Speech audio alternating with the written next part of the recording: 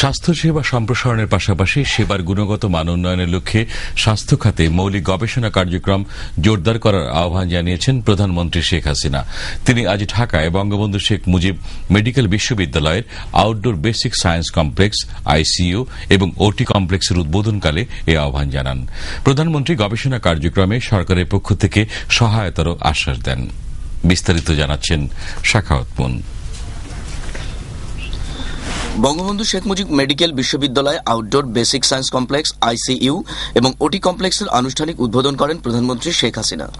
প্রধান অতিথির ভাষণে প্রধানমন্ত্রী শেখ হাসিনার সেবার গুণগত মান এবং গবেষণা কার্যক্রম জোরদার করার জন্য বঙ্গবন্ধু শেখ মুজিব মেডিকেল বিশ্ববিদ্যালয় কর্তৃপক্ষকে আহ্বান জানান।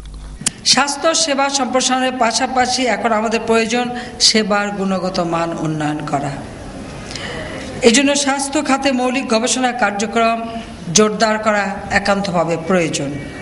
বিশেষ করে রোগ নিরাময়ের চেয়ে রোগ যাতে না হয় সেদিকে আমাদের বিশেষ নজর দিতে হবে।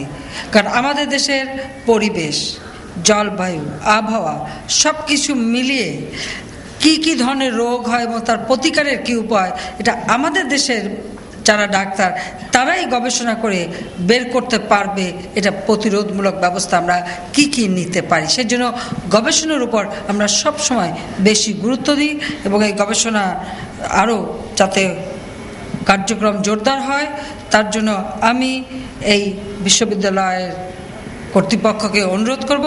আর গবেষণার কাজের জন্য যা যা সহায়তা করা দরকার অবশ্যই সরকার পক্ষ থেকে ইনশাআল্লাহ আমরা তা করব। আমরা মনে করি যে গবেষণাটাও আমাদের সেই মানসম্মত হওয়া উচিত। তাহলে এই গবেষণা হলে পরেই আমরা আমাদের মানুষের স্বাস্থ্যসেবা নিশ্চিত করতে পারব। দুর্ভাগ্য যে গবেষণা কাজ সেভাবে কিন্তু হয়নি বা গবেষণার কোনো ফলাফল এ পর্যন্ত আমরা তেমন আমাদের চোখেও পড়েনি। কাজে এটা উপরে আরও গুরুত্ব দেবেন সেটাই আমি আশা করি। প্রধানমন্ত্রী চিকিৎসা সেবা গরিব মানুষের কাছে যাতে সহজলভ্য হয় সে ব্যাপারে যথাযথ ব্যবস্থা নেওয়ার উপর বিশেষ গুরুত্ব আরোপ করেন।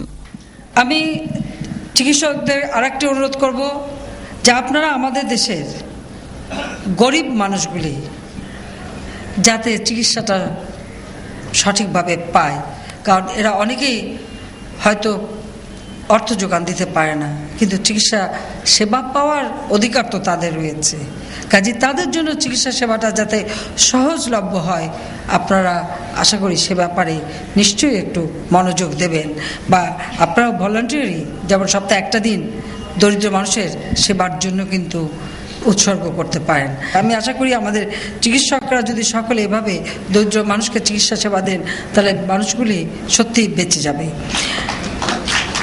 একটা কথা মনে রাখতে হবে যে একজন চিকিৎসক বানাতে সরকার যে অর্থ ব্যয় করে এ অর্থ কিন্তু এদেশের মানুষ, খেটে খাওয়া মানুষ, তাদেরই ঘাম ও রক্তের টাকা। কাজে তাদেরও অধিকার আছে, কারণ সরকারের সব সহযোগিতা করছে, আপনারা চিকিৎসক হচ্ছেন, কিন্তু এই টাকাটা আসছে ওই গরিব মানুষের কাছ থেকেই।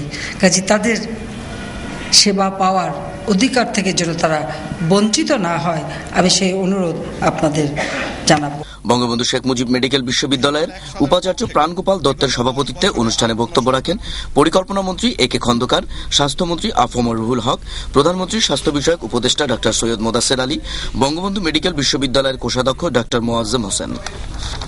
পরে প্রধানমন্ত্রী শেখ হাসিনাকে ক্রেস্ট উপহার দেওয়া হয়। এর আগে প্রধানমন্ত্রী শেখ হাসিনা বঙ্গবন্ধু শেখ মুজিব মেডিকেল বিশ্ববিদ্যালয়ের ওপিটি ভবনের ভিত্তিপ্রস্তর স্থাপন ও নবনির্মিত 40 শয্যার আইসিইউ ও অত্যাধুনিক ওটি কমপ্লেক্স এবং নিউরো ডেভেলপমেন্ট ও অটিজম ভবনের ফলক উন্মোচন করে এর আনুষ্ঠানিক উদ্বোধন করেন।